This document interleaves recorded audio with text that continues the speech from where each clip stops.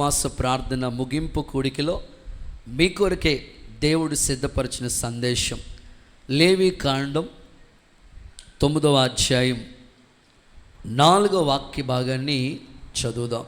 లేవీకాండం 9వ అధ్యాయం 4వ వాక్య భాగాన్ని చదువుదాం. సమాధాన బలిగా కోడెను పొట్టేలును నూనె కలిపిన నైవేద్యమును తీసుకొని రండి, నేడు యెహోవా మీకు కనబడును అని చెప్పుము.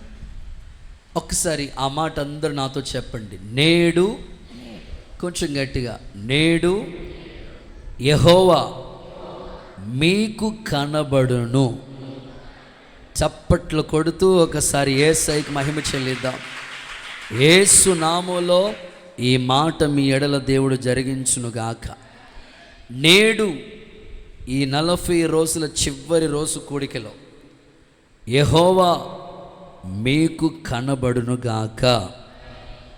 ఈరోజు మన వాక్య సందేశం పేరు కనబడే దేవుడు అనండి ఒకసారి మీ నోటితో.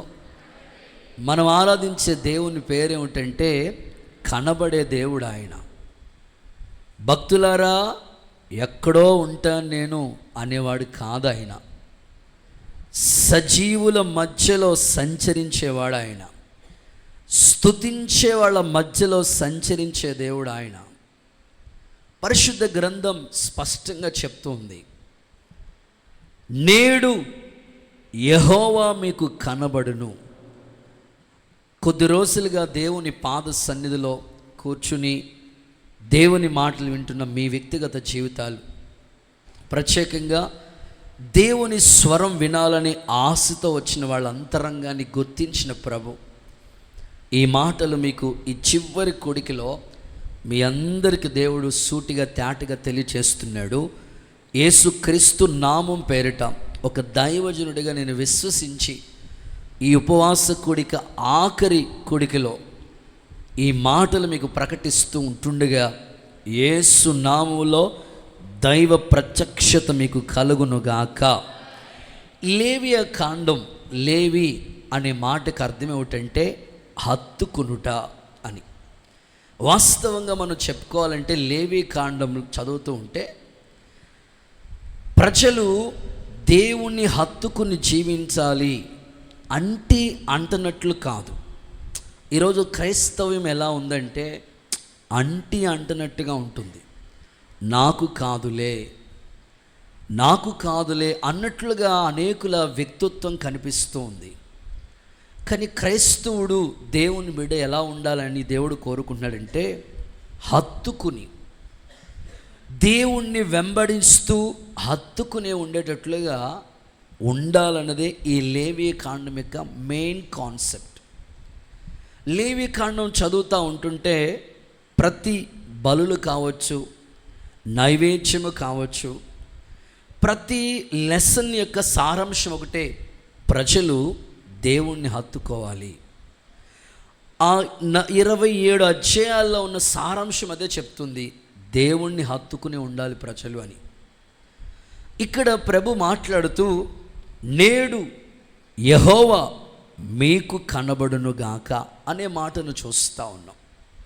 ఈ రాత్రి ఈ చివరి కొడికిలో దైవ ప్రసన్నత, దేవుని మాటలు వినాలనే ఆశతో ఆసక్తితో వచ్చిన వాళ్ళందరికీ కూడా యేసయ్య ఆయన సన్నిధి కాంతి ప్రకాశింపచేసి మిమ్మల్ని దేవుడు కరుణించునుగాక. మోషే 40 రాత్రింబగళ్ళు దేవుని సన్నిధిలో ఉన్నాడు. కొండ మీద దేవునితో సహవాసం చేస్తూ వచ్చాడు. ఒక స్నేహితుడు మరొక స్నేహితుడితో మాట్లాడినట్లుగా దేవుడు ముఖాముఖిగా మోషేతో మాట్లాడుతూ వచ్చాడు. ఆ సీనాయి పర్వతం మీద లేదా హోరేబు కొండ మీద దేవుడు ఎప్పుడైతే ఆయనకి కనబడి ఆయన మహిమను బయలుపరిచాడో, నిజంగా ఆ కొండ దిగి కిందకు వచ్చినప్పుడు ఇశ్రాయేలు ప్రజలు అండ్ అహరోను మోషే ముఖాన్ని చూడలేక నిజంగానే ముఖం మీద వాళ్ళు ముసుగేసుకున్నారట. కారణం ఏమిటంటే దేవుని ప్రసన్నతతో మోషే నింపబడ్డాడు. సీనాయి పర్వతం మీద హోరేబు కొండ మీద దేవుడు తన మహిమను కనపరుస్తూ వచ్చాడు. దేవుడే మోషేకి నేరుగా కనపడుతూ వచ్చాడు. నిబంధన పలకలు 10 ఆజ్ఞలు ఇచ్చాడు.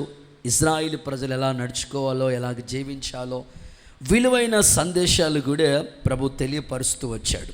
ఈ రాత్రి ఈ 40 రోజుల ఉపవాస కూడికల ముగింపులో కూడా ఆ రోజు సీనాయి కొండ మీద మోషేకి దేవుడు ప్రత్యక్షమైనట్లు దేవుడు ఈ రాత్రి ఈ చివరి కూడికలో కూడా మనందరికీ ఆయన స్పర్శ అనుభవించే అభిషేకం, కృప నిండుగా మెండుగా దేవుడు దయచేయునుగాక.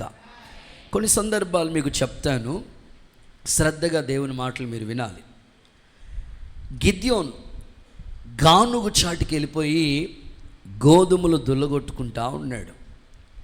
అప్పటికి దేవుడు పిలుస్తూ ఉన్నాడు, గిద్యోన్, ఇశ్రాయేలు ప్రజలు మిద్యానీల చేతిలో 7 సంవత్సరాల నుంచి వాళ్ళు బానిసలుగా ఉన్నారు. కొండల్లోకి గుహల్లోకి వెళ్ళిపోయారు వాళ్ళు.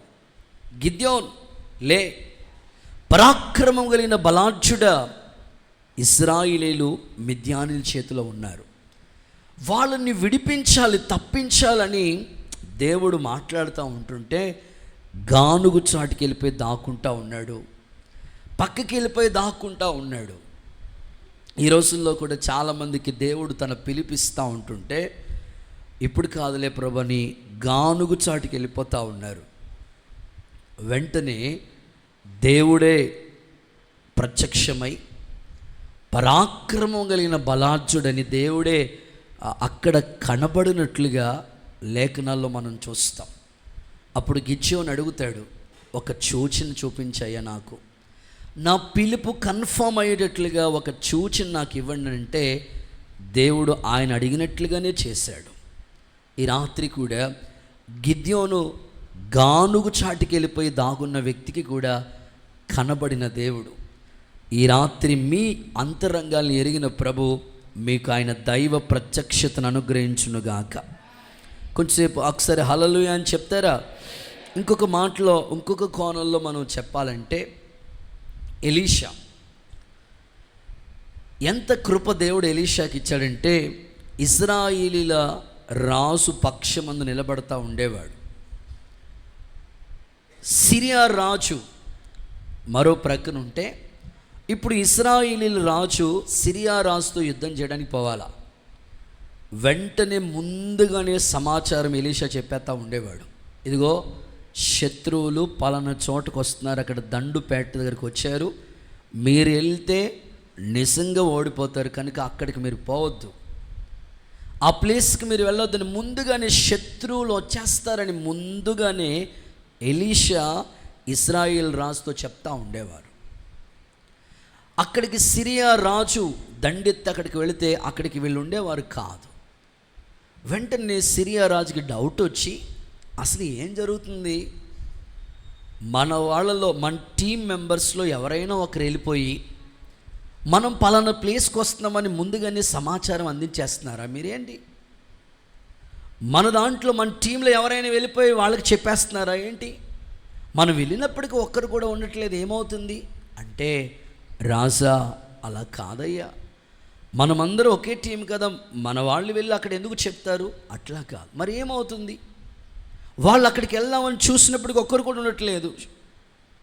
ఏం లేదయ్యా, ఇశ్రాయేలు రాజు పక్షమున ఒక ప్రవక్త ఉన్నాడు, ఆయన పేరు ఎలీషా, ఆయన తన ప్రజలు పక్షమందు నిలబడి వారి గురించి విజ్ఞాపన చేస్తూ వచ్చాడు, సమాచారం అంతా, ఇన్ఫర్మేషన్ అంతా తెలియజేస్తూ వచ్చాడు.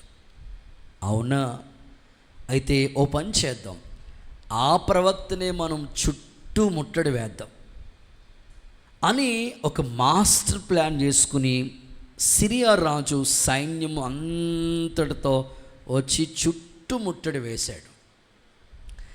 ఎలీషా దగ్గర ఒక శిష్యుడు పనిచేస్తూ ఉన్నాడు. ఆ శిష్యుడు పనివాడు వచ్చి అలా ఉదయకాలమే నిద్ర మేలుకుని అలా వచ్చి చూశాడు, సరౌండింగ్ అంతా చూస్తే అమ్మో, రథాలు, గుర్రాలు, ఇంకేముంది, గడగడగడ వణికి లోపలికి వెళ్ళిపోయాడు. వెళ్ళిపోయిన వెంటనే ఎలీషాతో చెప్తున్నాడు, అయ్యా ఉదయకాలమే నేను నిద్ర మేలుకుని చూశానయ్యా, చుట్టూ శత్రు సైన్యం ఉందయ్యా, ఇంకేముంది, మన పని అయిపోయిందయ్యా అని కలవరపడిపోతూ ఉంటుంటే ఎలీషా, ప్రభా వీడి కన్నులు తెరువయ్యా, వీడి కన్నులు తెరువయ్యా, శత్రు సైన్యమే కనబడుతుంది వీడికి, మన చుట్టూ అగ్నిరథాలు ఉన్నట్లు, ప్రభా వీడి కన్నులు తెరువయ్యా అని ప్రార్థన చేశాడు. ఆశ్చర్యం చెప్పిన ఎలీషా చుట్టూ అగ్నిరథాలు ఉన్నట్లుగా కనపడినట్లు ఉన్నాయి. దయచేసి చప్పట్లు కొడుతూ ఒకసారి యేసయ్యకు ఒకసారి మహిమ చెల్లిద్దామా? ఈరోజు ఒక దైవజనుడిగా, ఒక అన్నగా నేను కోరుకుంటున్నాను, ఇంకా నీవు అంధత్వంలో ఉంటే, ఇంకా మనోనేత్రాలు వెలిగించబడిన వాడిగా ఉంటే దైవ ప్రత్యక్షత నీకు కలగకపోవచ్చు. ఈరోజు ఎలీషా ఎలాగైతే ప్రార్థన చేశాడో, ప్రభా వీడి కన్నులు తెరువు అన్నప్పుడు ఎప్పుడైతే చూడగలిగాడు ఆ మహిమ, ఈరోజు కూడా మీ మనోనేత్రాలు వెలిగించబడి దేవుని ప్రత్యక్షత మీకు కనబడునుగాక. ఇంకొంచెం గట్టిగా ఆమేనంటారా? సో ఇంకొక కోణంలో కూడా నేను మీకు ఆలోచించి చెప్తాను. దానియేలు గ్రంథం చదువుతూ ఉంటుంటే, రాజు భోజనం మేము తిని మమ్మల్ని మేము అపవిత్రపరచుకోకూడదు, అందుకని మాకు ఈ ఆహారం వద్దు అని అనుకుని మాంసాహారం ఏమీ తినలేదు. వాళ్ళు శాకాహారం మాత్రమే ముట్టుకున్నారు. విచిత్రమైన సంగతి ఏంటంటే 10 రోజుల తర్వాత వాళ్ళని వీళ్ళని పరీక్ష చేశారంట, టెస్ట్ చేశారంట. చూస్తే నాన్ వెజ్ తిన్న వాళ్ళ కంటే వెజిటేరియన్ తిన్న వాళ్ళ ముఖం కలగా సౌందర్యంగా కనబడిందంట. దేవుడికి స్తోత్రం చెప్పండి ఒకసారి. ఈరోజు మీరు సమర్పించుకునేటట్టే ఉన్నారేమో. దేవుడికి స్తోత్రం. వారి ముఖం దేవుని ఎదుట ఎలా కనబడిందంటే ముఖంలో కల కనబడిందంట. వాళ్ళు అక్కడ క్లియర్గా రాస్తుంది, 10 దినముల తర్వాత రాజు పరీక్షించగా వారి ముఖములు కలగా సౌందర్యంగా కనబడ్డాయంట. ఈ ఉపవాస కోడికల తర్వాత నీ ముఖంలో ఒక కల వచ్చునుగాక. కొంచెం గట్టిగా చెప్పండి. ఖచ్చితంగా నీకు దేవుడు ఆయన ప్రత్యక్షతనిస్తాడు, ఆయన స్వరూప దర్శనాన్ని ఇస్తాడు. విశ్వసించిన వాళ్ళందరూ సరే ఆమేనంటారా? ఖచ్చితంగా ఆయన వాక్కు ద్వారా నీకు ప్రత్యక్షం అవుతాడు, కళ ద్వారా మాట్లాడతాడు, స్వప్నం ద్వారా దేవుడు మాట్లాడతాడు, దైవికమైన వాక్కు ద్వారా దేవుడు ప్రత్యక్షం అవుతూ ఉంటాడు. పాత నిబంధన గ్రంథం చదివితే దేవుడు నేరుగానే దిగువచ్చి వాళ్ళతో మాట్లాడుతూ ఉండేవాడు. క్రొత్త నిబంధన దగ్గరికి వచ్చినప్పటికీ దేవుడు ప్రత్యక్షతలు ఇవ్వబడ్డాయి. ఈరోజు ఎవరైతే ఆశపడుతూ ఉన్నారో వారికి ఖచ్చితంగా వారి మనోనేత్రాలు వెలిగించి కనబడే దేవుడిగా ఆయన ప్రత్యక్షమగునుగాక. కొన్ని సందర్భాలు మీకు జ్ఞాపకం చేయడానికి నేను ఇష్టపడతా ఉన్నాను. ఒకసారి అందరూ హల్లెలూయా అని చెప్తారా? ఇంకొంచెం గట్టిగా చెప్పాలా? చాలామంది సాక్ష్యాలు కూడా చెప్తూ ఉంటారు. ఆ మధ్యకాలంలో ఒక ముసలమ్మ కూడా దైవ సేవకుల దగ్గరికి వచ్చి, పాస్టర్ గారి దగ్గరికి వచ్చి, అయ్యగారండి దేవుడు నాకు రాత్రి కనిపించాడండి అన్నదట. అవునమ్మా, నేనే ఎన్నో రోజుల నుంచి ప్రార్థన చేస్తున్నానమ్మా, నాకే కనపడలేదు దేవుడు, నీకు ఎట్ట కనపడ్డాడమ్మా అని అడిగారంట పాస్టర్ గారు. వెంటనే ముసలమ్మ చెప్పిందంట, అయ్యగారండి నాకు యేసుప్రభు కనపడ్డాడండి. ఎలా కనపడ్డాడమ్మా చెప్పమ్మా? యేసుప్రభు ఎట్ట కనపడ్డాడు తెలుసయ్యా? ఇదిగోనయ్యా. యేసుప్రభు ఎట్ట కనపడ్డాడు తెలుసా? గొర్రెపిల్ల ఎత్తుకున్నాడయ్యా. ఇంకేముందయ్యా? గొర్రెపిల్ల సంఖలో గొడుగుందయ్యా. దేవుడికి స్తోత్రం చెప్పండి. అది షమ్మా క్యాలెండర్లో ఉంటుందమ్మా. స్తోత్రం చెప్పు ఒకసారి. క్యాలెండర్లో ఉన్న ఆ పిక్చర్ను ఊహించుకోవడం కాదు, దేవుని యొక్క ప్రత్యక్షత నీకు కలుగుతుంది. ఈరోజు నేను కొన్ని 2 విధాలుగా ఈ మెసేజ్ని ప్రిపేర్ చేశాను. దేవుడు కనబడితే, ఆయన కనబడే దేవుడు ఇప్పుడు మరణాన్ని జయించి తిరిగి లేచిన తర్వాత పునరుద్ధానుడైన తర్వాత 40 రోజులు అనేకులకి కనబడ్డాడు. ఆయన అనేకులు ఆయన స్వరూప దర్శనం చూశారు. మరణాన్ని జయించి తిరిగి లేచిన తర్వాత పునరుద్ధానుడైన తర్వాత ఫస్ట్ ఎవరికి కనబడ్డారు చెప్పండి? మీకేనమ్మా, మీరే ఒప్పుకోండి అమ్మా, ఇప్పుడు రేపు ఆగస్టు 15 నుంచి మీకు బస్సు ఫ్రీ అంటమ్మా తల్లి, దేవుడికి స్తోత్రం. మీకే, అన్నిట్లో మీకే, ఫస్ట్ మీకే దేవుడు అవకాశం ఇచ్చాడు. నేను అనుకున్నాను, ప్రభా ఇంత పునరుద్ధారుడైన తర్వాత మా పేతురు గారు ఉన్నారు కదా, అన్నిట్లో ముందుంటాడు, ఉరికేస్తాడు, దూకేస్తూ ఉంటాడు, ఆయనకి కనపడవచ్చు కదా, ఆంధ్రే కనపడవచ్చు కదా, లేకపోతే మత్తయి కనపడవచ్చు కదా, ఎవరికి కనపడకుండా మద్దలేని మరియమ్మకి ఎందుకు కనపడ్డావంటే, వాక్య ప్రకారంగా నాకు ఆలోచన వచ్చింది ఏమిటంటే, అక్కోళ్ళ దగ్గర ఏది ఆగదు, దేవుడికి స్తోత్రం, ఏది దాయలేరు మీరు. సో పబ్లిసిటీ చేయాలంటే మీ తర్వాత ఎవరైనా, దేవుడికి స్తోత్రం కలుగునుగాక. రేపు జరుగుతున్న మీటింగ్ కోసం అమ్మ ఖచ్చితంగా పబ్లిసిటీ చేసి అనేకులు నడిపించండి, దేవుడికి స్తోత్రం కలుగునుగాక. సో ఖచ్చితంగా మగ్దలేని మరియకు దేవుడు మొట్టమొదట కనిపించాడు, ఆ తర్వాత శిష్యులకి కనబడ్డాడు. ఆయన స్వరూప దర్శనాన్ని చూశారు వాళ్ళు. అందుకే ప్రభు కోసం ప్రాణాలైన ఇవ్వటానికి వాళ్ళలో హతసాక్షులైపోయే త్యాగం వచ్చేసింది. నా ప్రశ్న, నేడు యెహోవా మీకు కనబడెను అనే మాట చదివాం కదా, కనబడిన దేవుడు మన జీవితాల్లో ఏం చేస్తాడు? ఒక 5 సంగతులు మీకు చెప్తాను. సో లాస్ట్కి వచ్చినప్పటికీ ఎవరికి కనబడతాడో సింపుల్గా 2 మాటలు చెప్పి ముగిస్తా.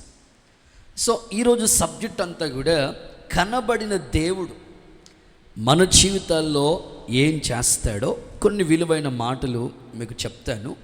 యేసు నామములో ఈ మాటల చేత మీరు బలపరచబడుదురుగాక. ఓకే, ఫస్ట్ వన్, కనబడిన దేవుడు మన జీవితాల్లో ఏం చేస్తాడు? చదవండి, ఆదికాండ గ్రంథం 48వ అధ్యాయం 3వ వాక్య భాగాన్ని చదవగా విందాం. ఆదికాండ గ్రంథం 48వ అధ్యాయం 3వ వాక్య భాగాన్ని చదువు. యోసేపును చూచి కానాను దేశమందలి లూజులో సర్వశక్తిగల దేవుడు నాకు కనబడి నన్ను ఆశీర్వదించి ఇదిగో నీకు సంతాన అభివృద్ధి పొందించి నిన్ను విశ్రమింపచేసి నీవు జనముల సమూహమగునట్లు చేసి నీ తర్వాత నీ సంతానముకు ఈ దేశమును నిత్య స్వాస్యముగా ఇచ్చేదనని సెలవిచ్చాను. చాలు, నాకు కనబడి నన్ను ఆశీర్వదించి, చాలు. సో ఫస్ట్ థింగ్, కనబడిన దేవుడు మన జీవితాల్లో ఏం చేస్తాడంటే ఖచ్చితంగా నిన్ను ఆశీర్వదిస్తాడు. ఆమేనని చెప్పండి ఒకసారి. ఇక్కడ ఎవరితో చెప్తున్నారు ఈ మాట అంటే, యాకోబు యోసేపుతో చెప్తున్నాడు. యాకోబు యోసేపుకు చెప్తున్న మాటలు ఇవి. వాస్తవంగా అప్పటికి యాకోబు వృద్ధాప్యంలోకి వచ్చాడు. వచ్చేసిన తర్వాత ఇప్పుడు యోసేపుకి 2 పిల్లలు పుట్టారు, మనష్షే, ఎఫ్రాయిం. వాళ్ళిద్దరినే తీసుకుని వెళ్ళి తండ్రి దగ్గర నుంచి ఒక దీవెన పొందుకోవాలని ఆశతో వాళ్ళిద్దరిని తీసుకుని వెళ్ళాడు యోసేపు. ఎప్పుడైతే యోసేపు మనష్షే, ఎఫ్రాయిమి వాళ్ళిద్దరు కొడుకుని తీసుకుని వెళ్ళాడో అప్పుడు యాకోబు యోసేపుతో మాట్లాడుతున్న మాటలు ఇవి. సర్వశక్తి కలిగిన దేవుడు నాకు కనబడి నన్ను ఆశీర్వదించాడు. యాకోబు చరిత్ర మనం చాలాసార్లు చదివాము. అయితే ఒక సింపుల్గా మీకు గుర్తు చేయడానికి ఇష్టపడుతున్నాను. యాకోబు తన ప్రయాణం ఎలా బయలుదేరాడంటే, చేతి కర్ర తీసుకుని వెళ్ళాడు అంతే. జస్ట్ యాకోబు తన ప్రయాణం చేతి కర్రతో బయలుదేరాడు. రాళ్లలో ఒక రాడు తీసుకుని తలదాడిగా పెట్టుకుని పండుకున్నాడు. ఒక దర్శనం కలిగింది, ఒక కల కలిగింది. దేవదూతలు ఎక్కుతూ ఉన్నాయి, దేవదూతలు దిగుతూ ఉన్నాయి, ఎక్కుతూ దిగుతూ ఉన్నాయి. అలాంటి పరిస్థితుల మధ్యలో ఆ నిచ్చెన పైకి చూస్తూ ఉన్నారు. అతనికి ఏం అర్థం కాల. ఆ తర్వాత దేవుడు మాట్లాడతాడు, నువ్వు తూర్పు, పడమర, ఉత్తర, దక్షిణ 4 దిశలా వ్యాపిస్తావు అని చెప్పి అక్కడ అద్భుతమైన మాటలు వాగ్దానం చేశాడు దేవుడు. నీతో చెప్పింది నెరవేర్చే వరకు నేను విడవను, ఖచ్చితంగా విడిచిపెట్టను నిన్ను. నీ జీవితంలో ఇలాగ జరిగిస్తాను అని ఎన్నో ప్రామిస్లు దేవుడు యాకోబుకు చేశాడు. అయితే యాకోబుని గురించి రాయబడిన మాటలు ఏమిటంటే, నేను చేతి కర్రతో బయలుదేరాను, దేవుడు నన్ను 2 జనాలుగా 2 గుంపులుగా ఆశీర్వదించాడు. సో ఒక మాటలో చెప్పాలంటే 2 ఆశీర్వాదం యాకోబు జీవితంలో చూస్తూ వచ్చాడు. అది యోసేపుకి గుర్తు చేస్తున్నాడు, నన్ను నా దేవుడు నాకు కనబడి నన్ను ఇలా ఆశీర్వదించాడు అని వాళ్ళ కుమారుడితో ప్రభు సన్నిధిలో యాకోబు మాట్లాడుతున్నాడు.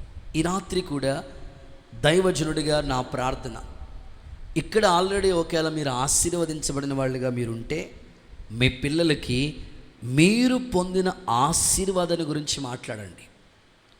ఇప్పటికే మీరు బ్లెస్ చేయబడి ఉంటే ఆ దీవెన గురించి మీ పిల్లలతో షేర్ చేయండి. నేను ఏ స్థితిలో దేవుణ్ణి నమ్ముకున్నాను తెలుసా? కుమారుడా, కుమార్తె, తల్లిదండ్రులను మీ పిల్లలకి పంచవలసిన గొప్ప ఆస్తి ఏదైనా ఉందంటే దేవుని గూర్చిన గొప్ప అన్వేషణ. సో ఎప్పుడైతే ఆ మాటలు తెలియజేశాడో, నిజంగానే అప్పటికే యోసేపు కూడా ఒక విధంగా చెప్పాలంటే ఆశీర్వదించబడిన స్థితిలోనే ఉన్నాడు. ఇంకా దేవుణ్ణి గణపరచడానికి ఇష్టపడుతూ వచ్చాడు. ఈ రాత్రి నా అభిలాష, నా గుండె లోతుల నుంచి వచ్చే ఈ మాట యొక్క సారాంశం ఒకటే, ఆల్రెడీ మీరు ఆశీర్వదించబడి ఉంటే వెల్ అండ్ గుడ్. ఈ ఆశీర్వాదం మీ పిల్లలకి పంచి ఇచ్చేటట్లుగా యేసయ్య మీకు కృప చూపునుగాక. యాకోబు అదే చెప్తున్నాడు, నాకు కనబడిన దేవుడు నన్ను ఆశీర్వదించాడని మాట్లాడుతున్నాడు. యాకోబుకు వచ్చిన ఆశీర్వాదం ఏంటి అని అంటే, అతను ఎక్కడ అడుగు పెడితే అక్కడ ఆశీర్వాదం వచ్చింది. చూద్దామా? ఆదికాండం 30:30 త్వరగా చూడాల. యాకోబు గురించిన దీవెనలు చూస్తే పాదం పెట్టిన చోట 30 నేను రాక మునుపు నీకుండినది కొంచెమే, అయితే అది బహుగా అభివృద్ధి పొందెను. ఓకే, నేను పాదం పెట్టిన చోటెల్లా యెహోవా నిన్ను ఆశీర్వదించెను. నేను రాకముందు నీకు కొంచెమే ఉండేది. నేను అడుగు పెట్టానా? నేను ఎప్పుడైతే అడుగు పెట్టానో, ఇదిగో నేను పాదం పెట్టాను కాబట్టి నీకు ఆ ఆశీర్వాదం వచ్చిన లాభంతో చెప్తున్నాడు యాకోబు. ఈరోజు నా ఆశ, మీరు ఎక్కడ అడుగు పెడితే అక్కడ ఆశీర్వాదం కలిగి ఉండునుగాక. కొంచెం గట్టిగా చెప్పాలా? కొంతమంది చెప్తూ ఉంటారు కదండి, ఏ రోజునండి బాబు అడుగెట్టిందండి అంతేనండి. నేనంటాను, మీరు అలా ఉండకూడదు. ఆయన అడుగెట్టాడండి అంతేనండి, ఆరిపోయిందండి బాబు. అలా కాదు. మీరు ఎక్కడ అడుగు పెడితే అక్కడ ఆశీర్వాదం ఉండాలి. విశ్వసించిన వాళ్ళందరూ ఒకసారి ఆమేన్ చెప్తారా?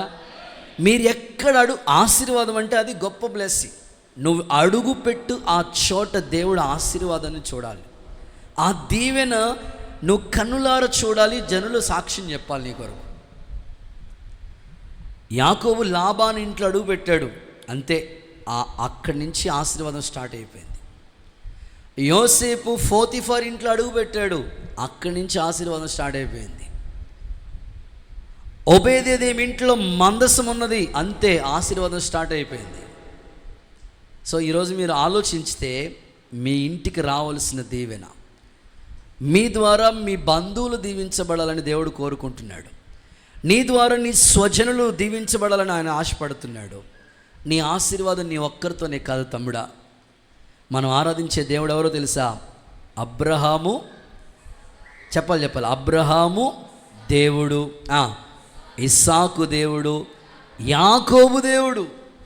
అబ్రహాము పొందుకున్న ఆశీర్వాదం ఇస్సాకు వచ్చింది, ఇస్సాకు పొందుకున్న ఆశీర్వాదం యాకోబుకు వచ్చింది. ఈరోజు మీ సన్నిధిలో, దైవ సన్నిధిలోకి వచ్చిన మీరు కూడా మీరు పొందుకున్న దీవెన మీ పిల్లలకి రావాలి.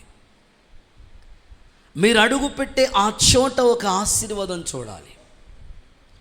దేవుని సాక్షిగా ఈ మాటలు మీకు ప్రకటిస్తున్నాను.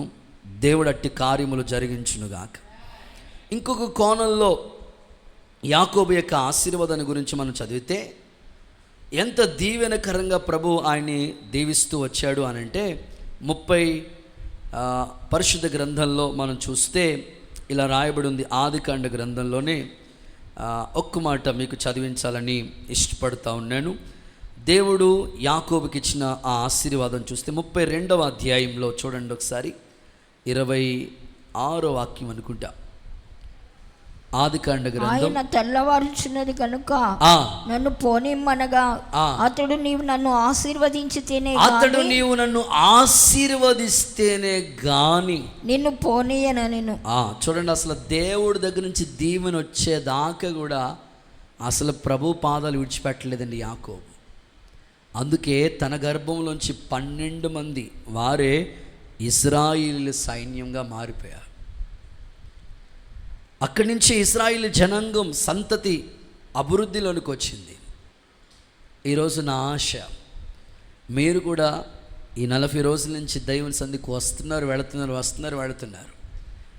ఏదో ఒక ఆశీర్వాదం ఈ రాత్రి తిరిగి పట్టుకుని మీరు వెళ్ళుదురుగాక. మీరు చేసే ప్రయత్నాల్లో దేవుడి ఆశీర్వాదం ఉండునుగాక. మీ చేతి పనుల్లో దేవుని ఆశీర్వాదం ఉండునుగాక. సేవకుడిగా నా అభిలాష అదే. దీవించబడ్డాము అనే ఒక సాక్ష్యం మీ నుంచి మేము వినాలని నేను కోరుకుంటున్నాను. కొంతమంది ఏమంటారంటే, అయ్యగారండి ఒక్క ఆశీర్వాదం కూడా మాకు దొరకలేదండి అని మీరు కోరుకుంటూ ఉంటారు, కొన్నిసార్లు చెప్తూ ఉంటారు. దేవుని ఆశీర్వాదం మనం పొందుకోవాలంటే ఒక కండిషన్ మీద ఆశీర్వాదాలన్నీ కూడా దాచి ఉంచాడు దేవుడు. ఒక కండిషన్. ఇప్పుడు ప్రస్తుత కాలంలో ప్రజల యొక్క పరిస్థితి చూస్తుంటుంటే దేవుని దగ్గర నుంచి దీవెని పొందాలని ఆశ ఉంది. అయితే ఆ కండిషన్ మీదే ఆశీర్వాదాలు దాచి ఉంచాడు దేవుడు. చూద్దామా కండిషన్ ఏంటో చూద్దామా. ఆదికాండ గ్రంథం కీర్తనల గ్రంథం 24వ అధ్యాయం 4-5 వాక్యాలు చదువుతాం ఒకసారి. వ్యర్థమైన దాని యందు మనసు పెట్టకయు, వ్యర్థమైన దాని మీద నువ్వు మనసు పెట్టొద్దు. కపటంగా ప్రమాణం చేయొద్దు. నిర్దోషమైన చేతులను శుద్ధమైన హృదయం కలిగి ఉండువాడే వాడు యెహోవా వలన ఆశీర్వాదం ఖచ్చితంగా పొందుకుంటాడు. నువ్వు బ్లెస్సింగ్ నీకు సొంతం అవటానికి ప్రభు ఇక్కడ ఒక కండిషన్ ఇచ్చాడు. అక్కడ నేను ABC అని నోట్ చేసుకున్నాను. ఒకసారి వన్స్ అగైన్ 24:4. వ్యర్థమైన దాని మీదకి నువ్వు మనసు వెళ్ళకూడదు. ఫస్ట్ వన్ వ్యర్థమైన దాని మీదకి నీ మనసు వెళ్ళకూడదు. B కపటముగా నువ్వు ప్రమాణం చేయకూడదు. C శుద్ధమైన హృదయాన్ని కలిగి ఉండాలి.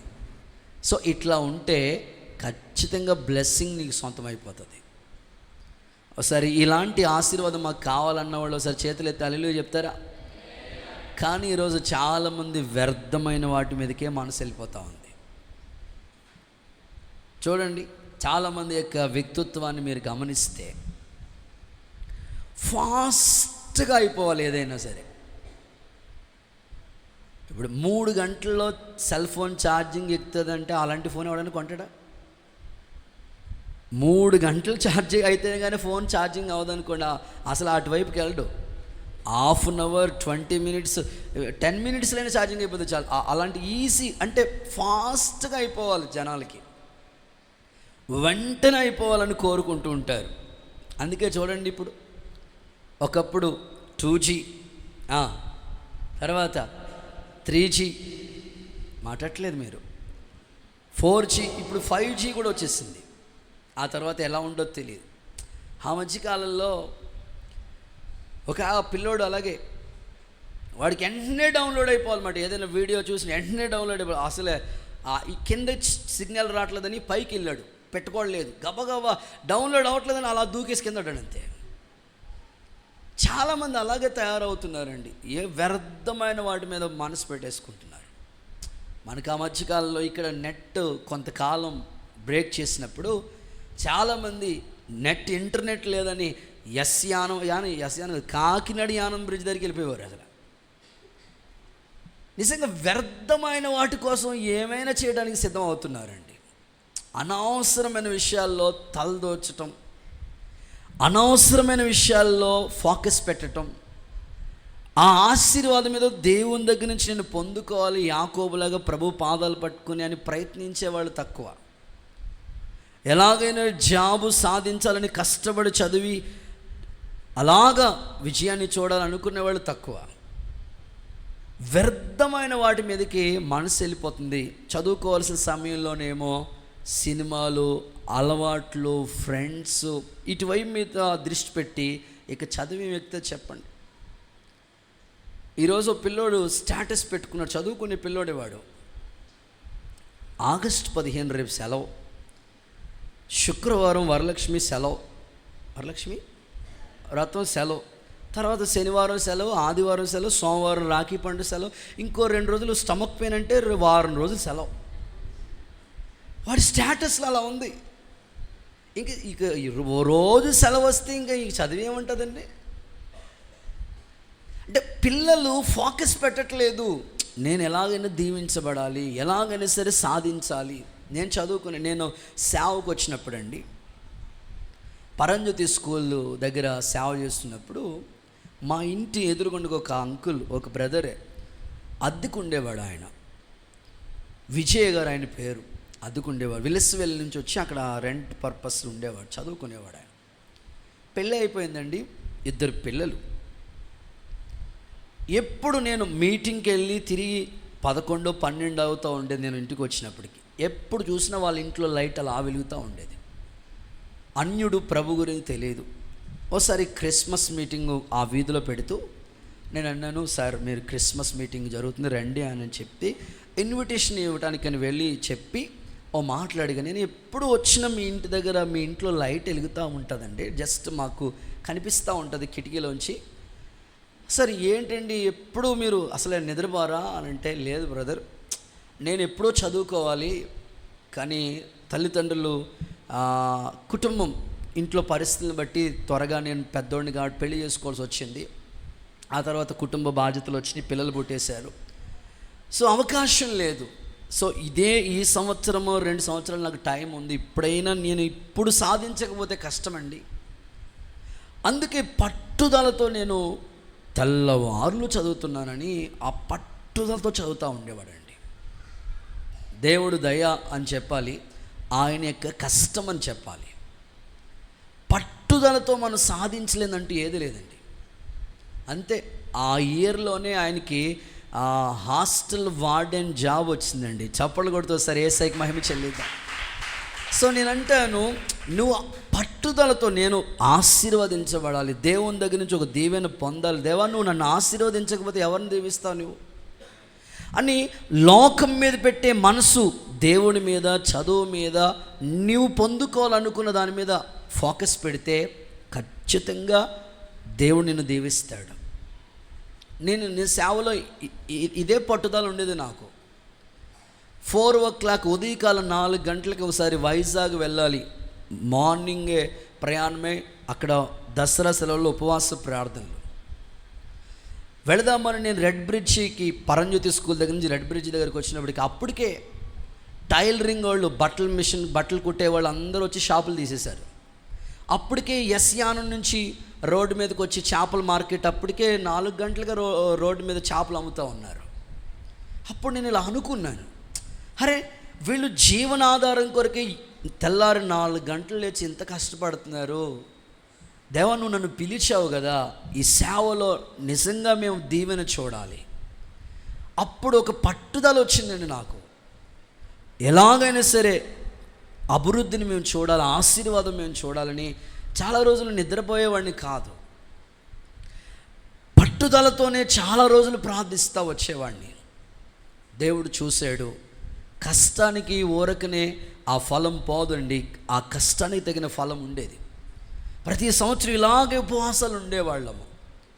దేవుడి యొక్క దీవెనను బట్టి నేను చెప్పగలను, ఈ రాత్రి మిమ్మల్ని కూడా నేను నమ్ముకున్న దేవుడే మీరు కూడా నమ్ముకున్నారు, ఆరాధిస్తున్నారు. నన్ను దీవించిన దేవుడే మిమ్మల్ని ఎందుకు దీవించడు? ఈ రాత్రి మీరు ఒకటే అడగండి, ప్రభా వ్యర్థమైన వాటి మీదకి నా మనసు వెళ్ళదు. యాకోబు వలె పట్టుదలతో నేను ఆశీర్వదించబడాలని నీ పాద సన్నిధిలో చేసుకున్న మన ప్రార్థన నీ సన్నిధికి చేరి నా బిజినెస్, నా ఉద్యోగం, నా వ్యాపారం, నా చేతి పను, నా పిల్లల భవిష్యత్తు ఖచ్చితంగా నీ ఆశీర్వాదానికి వాళ్ళు వారసులు కావాలి అని నువ్వు కోరుకో. యేసు నాథుడు నీ తల మీదకి ఈ ఆశీర్వాదాన్ని పంపించునుగాక. కొంచెం గట్టిగా ఆమేనని చెప్పండి. ఓకే, ఇంకా వ్యర్థమైంది అంటే చాలామంది ఆశీర్వాదాలు అంటే ఏమనుకుంటారంటే ఇల్లు కడతారు, ప్రారంభిస్తారు, కన్స్ట్రక్షన్ వర్క్ జరుగుతూ ఉంటుంది. ఈ లోపల ఎవరో వాళ్ళ చుట్టాల బంధువులు ఎవరో వచ్చి గుమ్మం ఎలా పెట్టావేంటి, తలుపు అలా పెట్టావేంటి, ఈశాన్యం మూసేతే ఎలాగా, అమ్మో వాస్తులు. ఒక సిద్ధాంతి చెప్పినట్టు మరొక సిద్ధాంతి చెప్పడం. అసలు వాస్తే లేదు. భూమికి గుండ్రంగా ఉండే భూమికి వాస్తే ఎక్కడ ఉంటుందండి? రకరకాల ఒక్కొక్కరు చెప్పినప్పటికీ వీళ్ళు మొత్తం భక్తి మానేసి అటువైపు వ్యర్థమైన వాటి మీదకి వెళ్ళిపోయి ఉన్న భక్తి ఆగిపోతుంది. దేవుళ్ళలోంచి దూరం అయిపోతారు, దైవికంగా ఎదగరు, అనుకున్నది సాధించలేరు. వాస్తవంగా చెప్పుకోవాలంటే మాకు ఇది ఈశాన్యం అంట. దేవుడికి స్తోత్రం చెప్పండి ఒకసారి. నేను కాదంట, ఆ తాత అన్నాడంట. స్తోత్రం చెప్పండి ఒకసారి. మాస్టర్ గారు మీరు ఈశాన్యం మూసేస్తే ఎట్లాగండే అన్నాడు. మరి మూసేసినా ఏసై దీవిత్తనే ఉన్నాడు. దేవుడికి స్తోత్రం చెప్పండి. అసలు ఏమి మనుషులు వ్యర్థమైన వాటి మీదకి వెళ్ళిపోతున్నారండి. ప్రేమ అనే ఒక మాయలోకి వెళ్ళిపోతున్న వాళ్ళు కొందరు. అంటే వాళ్ళు ఆశీర్వాదం సొంతం కావాలి అనే గోల్ ఉండట్లేదు. ఈరోజు నిర్ణయించుకోండి, యాకోబు వలె దేవుడు మీకు కనబడి మిమ్మల్ని బ్లెస్ చేయనుగాక. వ్యర్థమైన వాటి మీద మనసు లేకుండా పట్టుదల మీకు అనుగ్రహించునుగాక. గుడ్. రెండో మాటలోకి వెళ్ళిపోతున్నాను. సెకండ్ వన్, కనబడిన దేవుడు ఏం చేస్తాడు అంటే అపోస్తుల కార్యాల గ్రంథం 26వ అధ్యాయం 16 and 18 ఈ రెండు వచనాలు ఒకసారి చదవండి. 16 నుంచి 18 వరకు నోట్ చేయండి. నీవు నన్ను చూచి ఉన్న సంగతిని గూర్చియు నేను నీకు కనబడబో సంగతిని గూర్చియు నిన్ను పరిచారకునిగా నిన్ను కనబడబోయే సంగతిని గూర్చియు నిన్ను పరిచారకునిగాను సాక్షిగాను నిన్ను పరిచారకుడుగాను సాక్షిగాను నియమించుటకై కనబడి ఉన్నాను. ఓకే, రెండవది కనబడిన దేవుడు నీ జీవితంలో ఏం చేస్తాడు అంటే సెకండ్ వన్, నిన్ను పరిచారకుడిగా అండ్ సాక్షిగా నియమిస్తాడు. మీ పక్క వాళ్ళకి షేక్ అండి చెప్పండి ఈ మాట. నిన్ను గట్టిగా చెప్పాలి. నిన్ను పరిచారకుడిగా సాక్షిగా నియమిస్తాడు. ఆమేన్. దేవుడు మనకి కనబడి ఆయన మన జీవితంలో చేసే మరొక దీవెన ఏమిటంటే మన ఎడల మనల్ని దేవుడు ఒక పరిచారకుడిగా ఉండాలని కోరుకుంటున్నాడు. సెకండ్ వన్, సాక్షిగా కూడా ఉండాలని కోరుకుంటున్నాడు. ఇందులో మీకు ఈ రెండు మాటలు ఏ బి అని రెండు మాటలు మీకు డివైడ్ చేసి చెప్తాను. ఏ పరిచారకుడిగా దేవుడు నిన్ను చూడాలని అనుకుంటున్నాడు. నిజంగా కనబడిన దేవుడు నిన్ను ఎలాంటి స్థితిలోకి తీసుకురావాలనుకుంటున్నాడంటే నిన్ను పరిచారకుడిగా ఉండాలని దేవుడు ఆశ. ఈ సందర్భం ఎవరి గురించి అంటే సౌలు ఒకప్పుడు దమస్కు దారి గుండా వెళుతూ ఉన్నాడు. ఒకప్పుడు హింసకుడు, దోషకుడు, హానికరుడు, పాపుల్లోనే ప్రధాన పాపిగా ఉన్నాడు. ఎంతోమందిని హింసించిన వాడు. ఎప్పుడైతే దమస్కు దారిలో వెళుతున్నాడో దేవుడు అతనికి కనబడ్డాడు. కన్నులకున్న పొరలన్నీ రాలిపోయాయి. ఎవరు అంటే నేను హింసిస్తున్న యేసుని అంటారు ప్రభు. ఎప్పుడైతే సౌలుకి దేవుడు కనబడ్డాడో పౌలుగా మార్చి ఓ మాట అంటున్నాడు అక్కడ, నేను ఒక సాక్షిగాను అండ్ పరిచారకుడిగా ఉండడానికే నీకు కనబడ్డాను. ఈ ఉపవాస మనోహర పండుగల చివరి రోజు దైవ సన్నిధిలో కూర్చున్న మీతో ఆయన మీ పట్ల కలిగి ఉన్న దయా సంకల్పం ఏమిటంటే నీ ఒక పరిచారకుడిగా ఉండాలని దేవుని ఆశ. చాలామంది వాళ్ళ స్థితి అంటే వాళ్ళు ఉద్యోగాలు చేసుకున్నా, లేకపోతే వ్యాపారాలు చేసుకున్నా, డ్యూటీలు చేసుకున్నా, చదువుకుంటున్నా, దేవుని మందిరంలోకి వచ్చిన తర్వాత వాళ్ళ స్థితి మర్చిపోతూ ఉంటారు. మర్చిపోయి అద్భుతంగా దేవుని కొరకే ఒక మంచి పరిచర్య చేస్తూ ఉంటారు. ఆ మధ్యకాలంలో ఒక సాక్ష్యం నేను విన్నానండి. పరిచర్య అనే దాని గురించి ఒక సాక్ష్యం వింటే నిజంగా ఆశ్చర్యపోయాను. తిరుపతిలో ఒక దైవజనుడు సేవ చేస్తూ ఉన్నాడు. ఆయన తన అనుభవాల్లో ఈ సాక్ష్యాన్ని చెప్తూ వచ్చారు.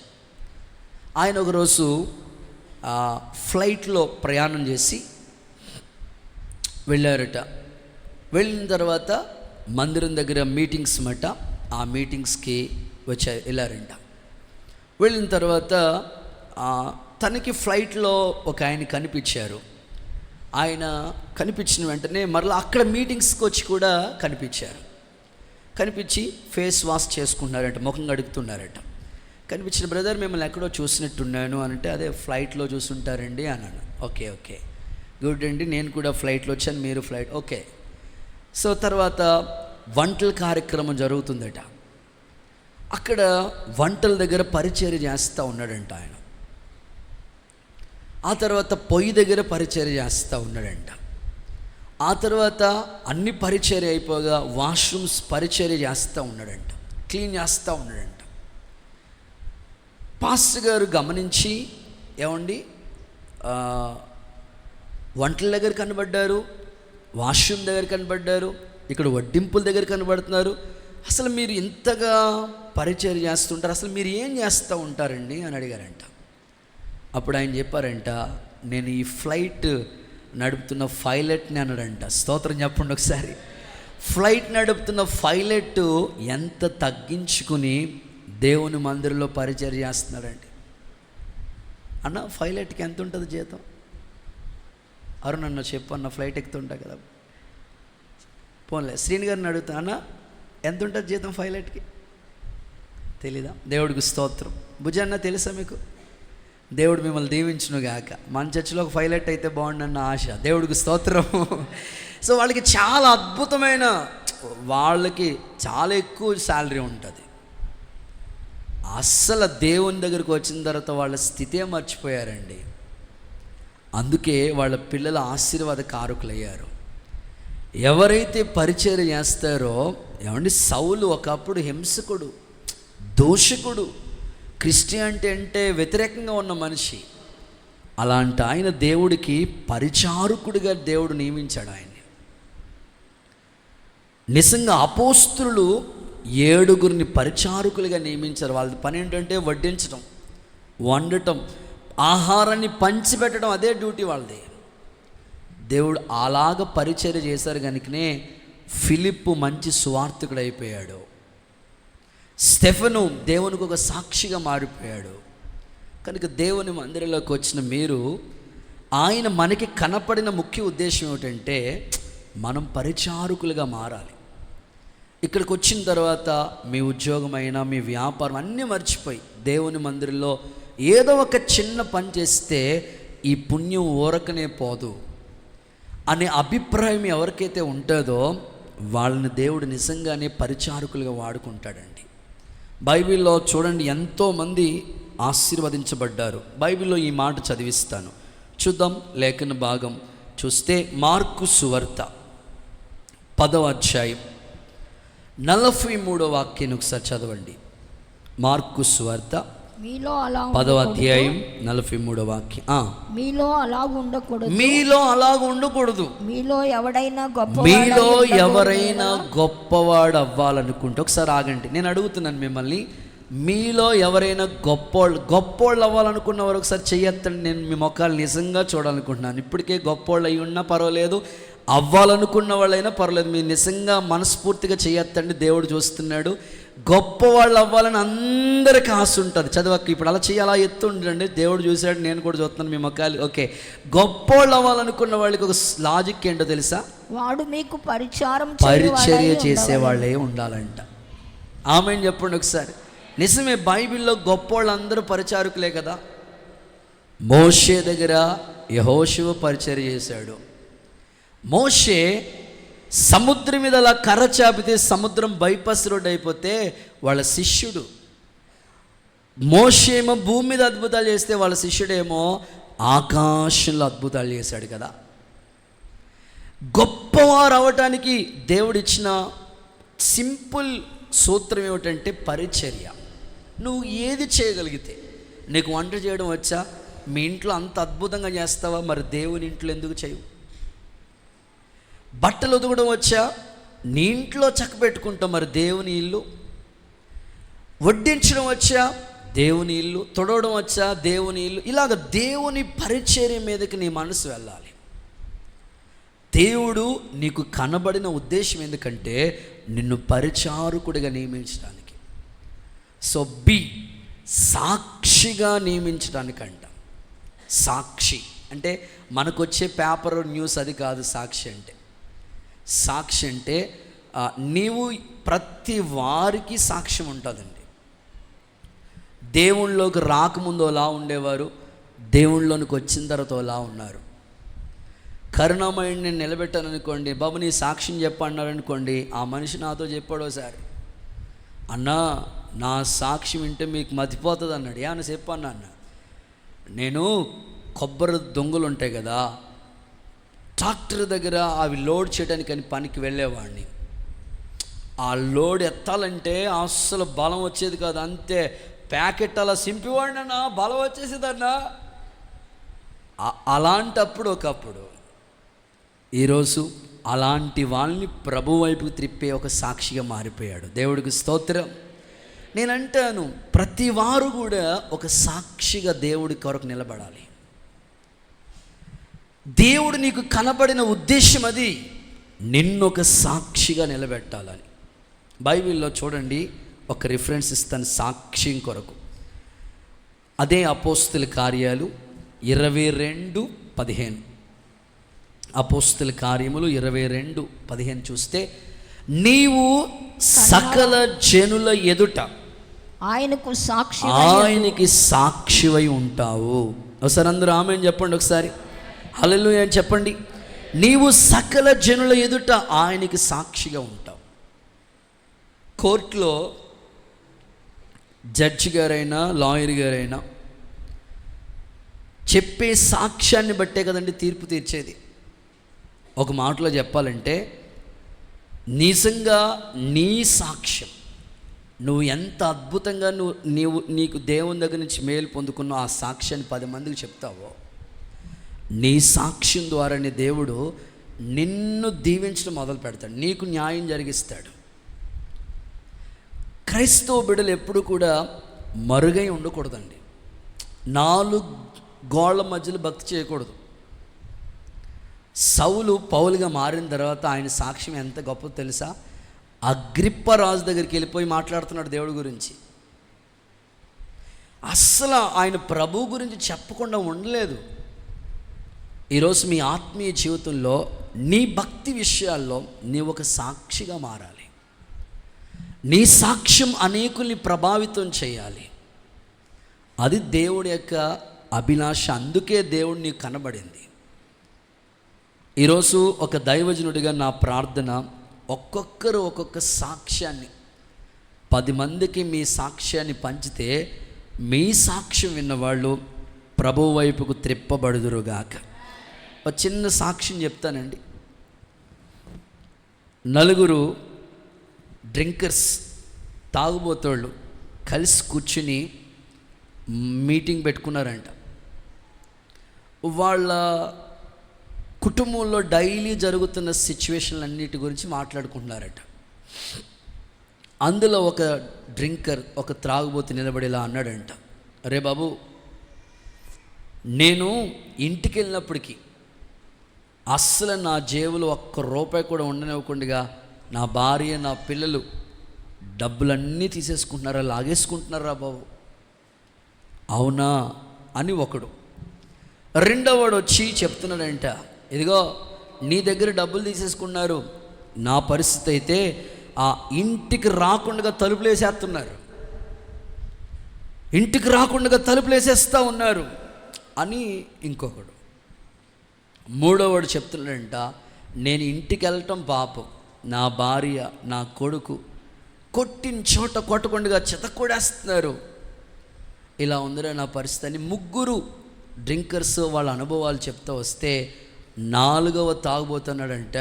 అవునరా, మీ పరిస్థితి అలా ఉందే కానీ నేనైతే మహారాజుని రా బాబు. నేను తాగి ఇంటికి వెళ్తానా, నా భార్య రెడీగా అన్నం రెడీ చేసి పెడుతుంది. దేవుడికి స్తోత్రం చెప్పండి. వేడి వేడిగా రెడీ చేస్తుంది, అన్నీ రెడీ చేసి పెడుతుంది. అవునా, అయితే ఒకసారి వచ్చి చూడండి రా అన్నాడండి. సరేరా, మీ ఇంటికి వెళ్దాం. మా ఇంటికి వెళ్తే రోజు దెబ్బలే కానీ మీ ఇంటికి వెళ్దాం, మీ వైఫే బెటర్ రా బాబు అని అనుకుని ఈ 4 తాగుబోతులు మాట్లాడుకుని వాళ్ళ ఫ్రెండ్ ఇంటికి తీసుకెళ్ళాడంట. సరిగ్గా అప్పుడు 12-1 గంట అవుతుంది, అర్ధరాత్రి. వచ్చి తనతో పాటు 3 ఫ్రెండ్స్ని, స్నేహితులు తీసుకొచ్చాడు. వచ్చిన వెంటనే వాళ్ళ భార్య మెలకుగానే ఉంది. ఏమండి వచ్చారా అని. వచ్చాను. వేడి నీళ్ళు పెట్టో. ఏం చేస్తుంది పాపం, అలవాటు అయిపోయింది. వేడి నీళ్ళు పెట్టింది. ఇదిగో మా స్నేహితులు వచ్చారు, వేడివేడిగా బిర్యానీ రెడీ. ఎప్పుడు? రాత్రి 12 గంటలకు బిర్యానీ రెడీ. తప్పదు కదా, చేస్తూ ఉంది. చూసావా అని ఫ్రెండ్స్తో చెప్తున్నాడు. మా భార్య చూడు, ఎప్పుడు ఏం తీసుకురమ్మన్నా రెడీ చేస్తుంది, వంట తయారు చేస్తుంది, మీ కొరకు అన్నీ రెడీ చేసి పెట్టింది. ఇది నా లైఫ్, నా లగ్జరీ అని తన స్నేహితులకి చెప్తా వచ్చాడు. వాళ్ళు కూడా చూసి నిజంగా ఇవిడు దేవత అయి ఉంటుంది, ఎంత ఓపికగా చేస్తుంది అని అనుకుని ఆ రాత్రి పాపం 2 అయింది వాళ్ళు పడుకున్నప్పటికీ వాళ్ళందరికీ అన్నం పెట్టి మరలా పడుకుంది. ఉదయకాలమే మరలా ఎర్లీ మార్నింగ్ నిద్ర మేల్కొని ఉదయకాలమే చీపురు గడ్డ తీసుకుని తుడిచేస్తూ ఉంది, మొత్తం వాకిలంతా తుడుస్తూ ఉంటుంటే వాళ్ళు ఫ్రెండ్స్ అందరూ కూడా బయట పడుకున్నారు.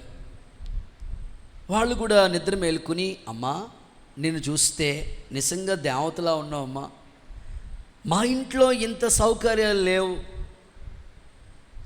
ఏంటమ్మా నువ్వు ఈ మనిషిని ఎలా భరిస్తున్నావమ్మా అని అడుగుతున్నారంట ఆ 3 స్నేహితులు. తన భర్త పడుకున్నాడే కానీ పడుకున్నట్టు యాక్షన్ చేసి ఈ మాటలన్నీ వింటున్నాడు. దేవుడికి స్తోత్రం చెప్పండి ఒకసారి.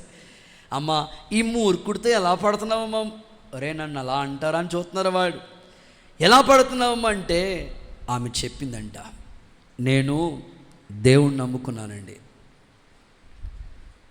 దేవుడు ఎలాగైనా సరే నా భర్తని మారుస్తాడు, ఆయన రోజు తాగొచ్చి ఇంట్లో గోల చేస్తున్నా మారుస్తాడు, మార్చగలిగిన శక్తి ఆయనకు ఉంది. అయితే నేను చేయవలసిన సాక్రిఫైస్ అంతా చేస్తూ ఉన్నాను, ఆయనకు అన్నం పెడుతున్నాను, ఆహారం పెడుతున్నాను, అన్నీ చేస్తున్నాను.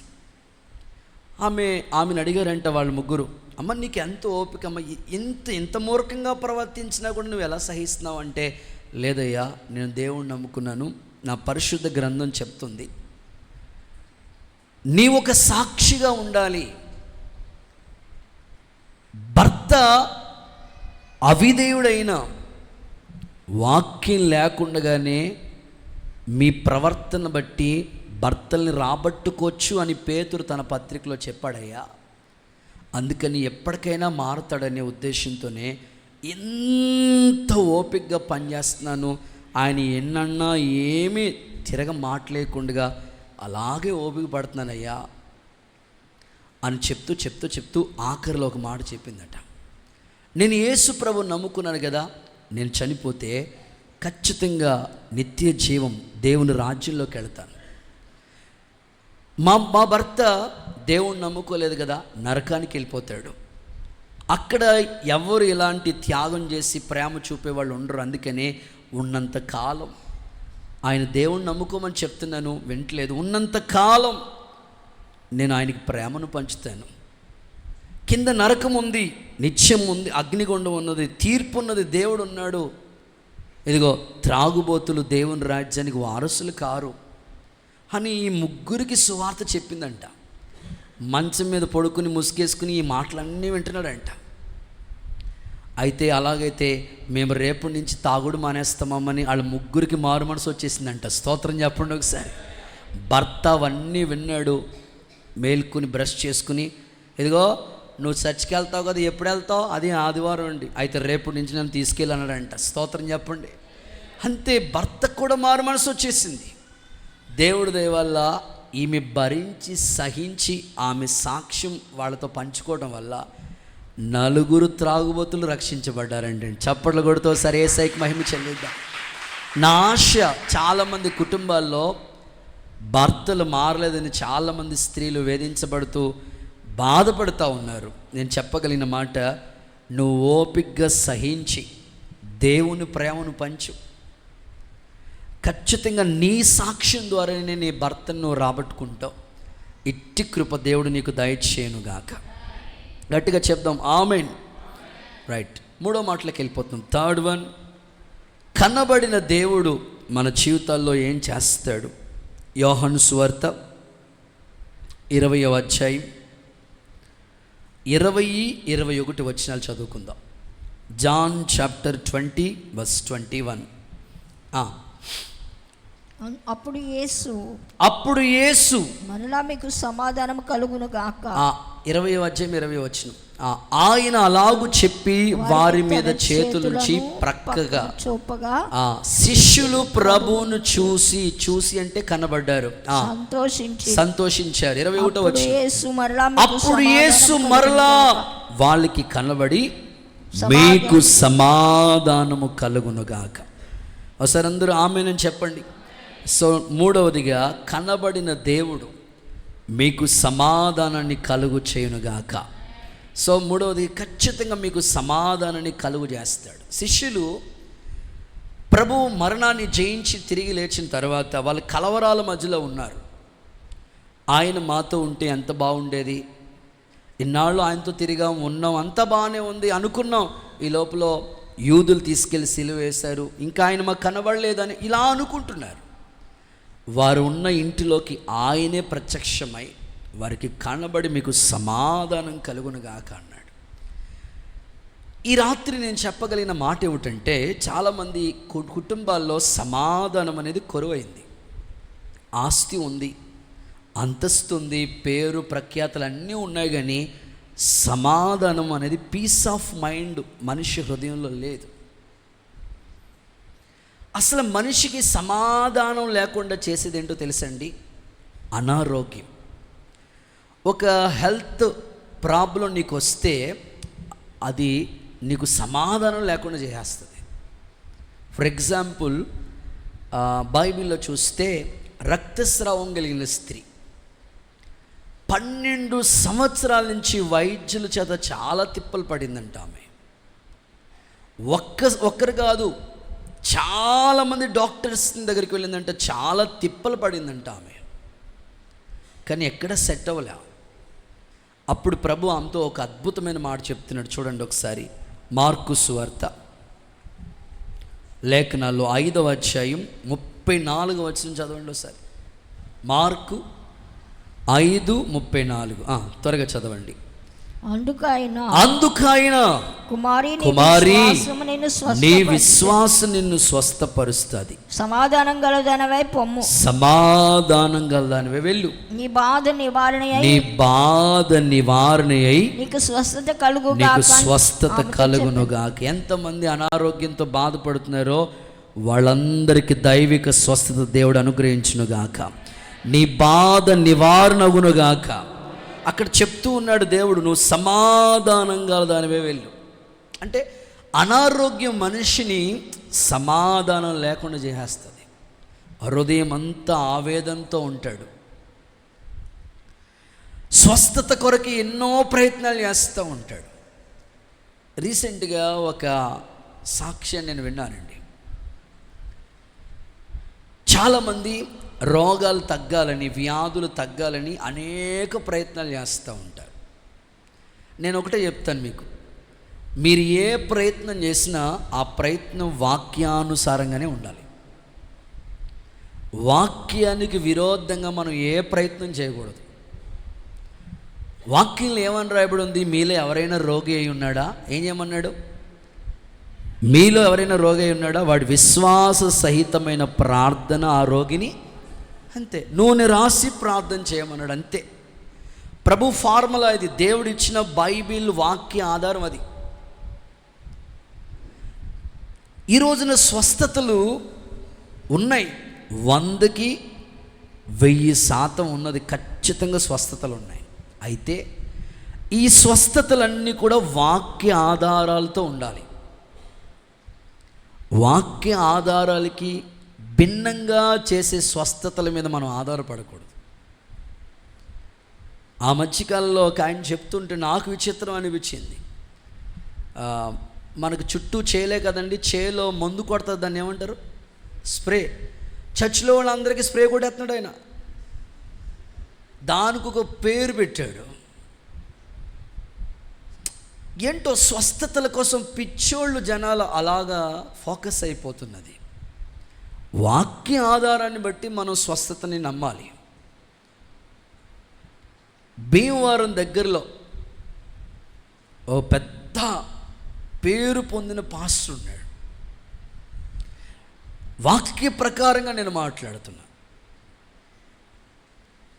స్వస్థతలు ఉన్నాయి, నీ విశ్వాసమే నిన్ను మాట్లాడండి స్వస్థపరుస్తుంది. నీవు బలహీనంగా ఉంటే నూనె రాసి స్వస్థత కలుగుతుంది.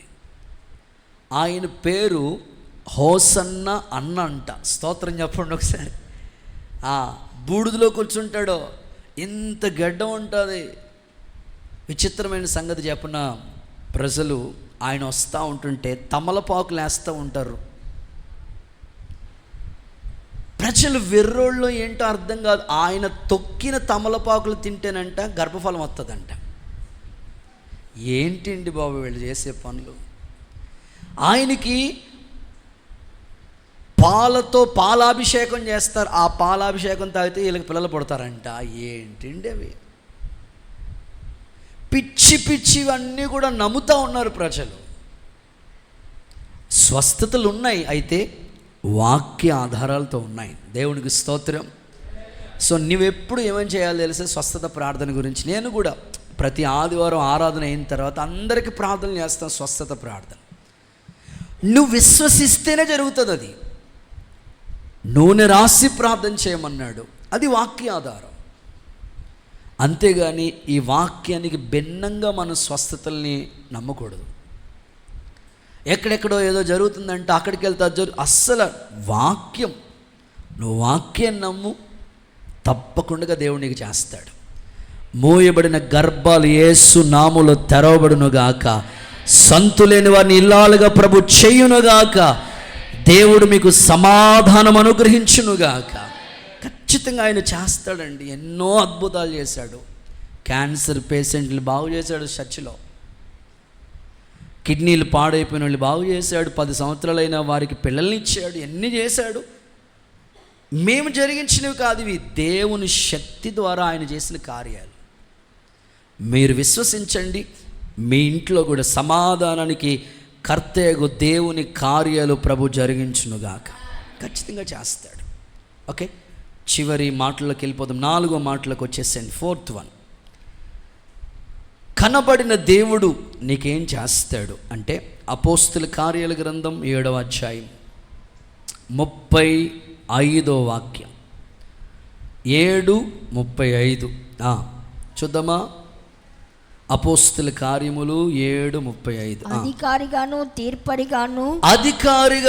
తీర్పరిగాను నిన్ను నియమించిన వాడు ఎవడు అని ఈ మోషే అతనికి పొదలో కనబడిన దేవదూత ద్వారా దేవుడు అధికారిగాను విమోచకుడుగాను అతన్ని నియమించి పంపాడు. చాలు.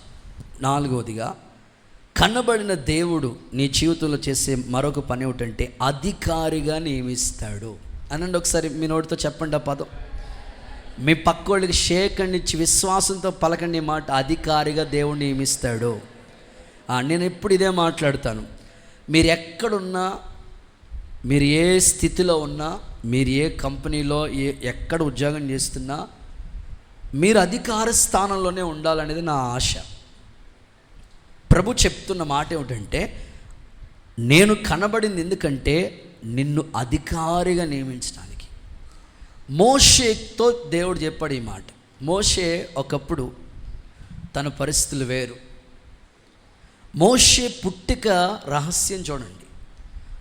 ఫరో ఎవడైనా మగపిల్లోడు పుట్టాడా వాడిని చంపేయండి అని ఒక జీవో తీసుకొచ్చాడు. అలాంటి టైంలో పుట్టాడు మోషే. కరోనా టైంలో చాలామంది పుట్టారు, చూడటానికి కూడా వెళ్ళే అవకాశాలు లేనట్టుగా ఉంది పరిస్థితులు. ఇక్కడ మగోడు పుట్టాడు చంపేయండి అన్నట్లు. అలాంటి సమయంలో వాళ్ళ తల్లి జమ్ముపెట్టులో దాచింది. దాయలేక ఇక వాళ్ళ ఇంటిలో ఫరో కుమార్తె వచ్చారు, చూశారు, తీసుకుని వెళ్ళి తను పెంచుతుంది. అద్భుతంగా మోషే పెరుగుతాడు. మోషే జీవిత చరిత్ర 40 120 సంవత్సరాలు తన అనుభవాలు చాలా ఉన్నతంగా ఉంటాయి. అయితే దేవుడు మండుచున్న పదలోంచి అక్కడ మాట్లాడతాడు ప్రభు. దేవుని ప్రత్యక్షత, దేవదూత, దేవుడే స్వయంగా కనబడి మాట్లాడినప్పుడు మోషే తన పిలుపుని నిశ్చయం చేసుకుంటాడు. దేవుడు అతన్ని అధికారిగా, ఎంత ఉన్నత స్థితి అంటే 6 లక్షల మందిని నడిపించే ఆ ఉన్నతమైన కృప దేవుడు అతనికి ఇచ్చాడు. నా ప్రార్థన, ఇప్పటికే సేవలో ఉన్న వాళ్ళని, సంఘ పరిచర్య మీద వాళ్ళని దేవుడు ఒక సాక్షిగా, దేవుని ప్రతినిధిగా వాడుకుంటున్నాడు. ఇంకా వాళ్ళకి కృపనిస్తాడు. అలాగే మీరు ఆయా చోట్ల పనిచేస్తున్నారు, ఉద్యోగాలు చేస్తున్నారు, జాబులు చేస్తున్నారు, చేతి పని ఎక్కడున్నా మీరు ఉన్నతంగానే, మీరు అధికార స్థానంలోనే ఉండాలని నా అభిలాష. దేవుడు మిమ్మల్ని అలాంటి ఆశీర్వాదాలతో నింపునుగాక. ఫర్ ఎగ్జాంపుల్ యెఫ్తా ఏమన్నారు తెలుసా? అరే నీవు ఇంట్లో ఉండొద్దురా, వెళ్ళిపో అని పంపించేశారు. పంపించినోళ్ళే మరలా యెఫ్తా కాళ్ళ దగ్గరికి వచ్చి నీవు మా మీద అధికారిగా ఉండాలి అన్నారు. నెక్స్ట్ మర్దుకై. హామాను మర్దుకై కోసం ఒక ఉరి స్తంభాన్ని తయారు చేశాడు. విచిత్రం చెప్పిన దేవుడు మర్దుకైని అధికారిగానే నియమించాడు. ఇలాగ బైబిల్లో చాలామంది, ఒక మాట చదివిస్తాను చూడండి, ఈ మాట మీరు చదవకండి.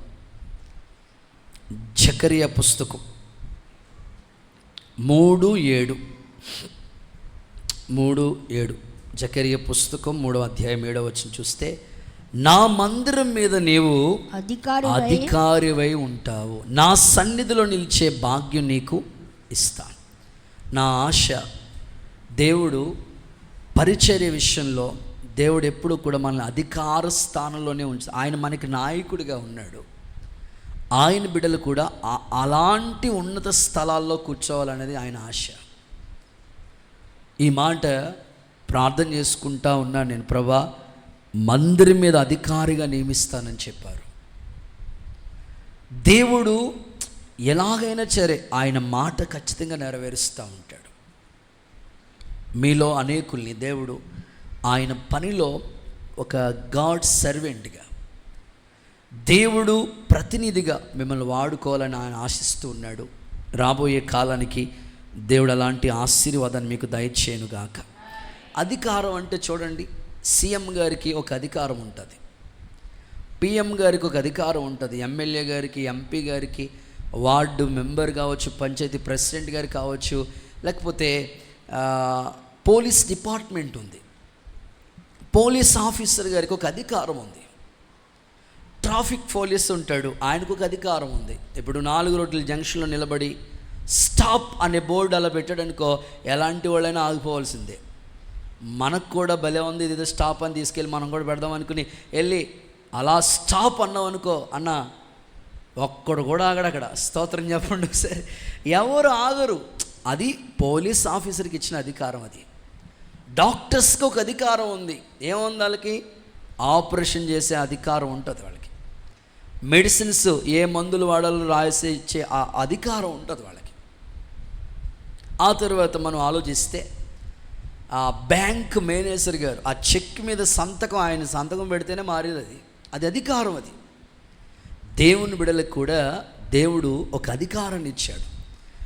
శత్రు బలవంతుడి మీద నీకు అధికారం ఇచ్చానని చెప్పాడు ప్రభు. స్తోత్రం చెప్పండి ఒకసారి.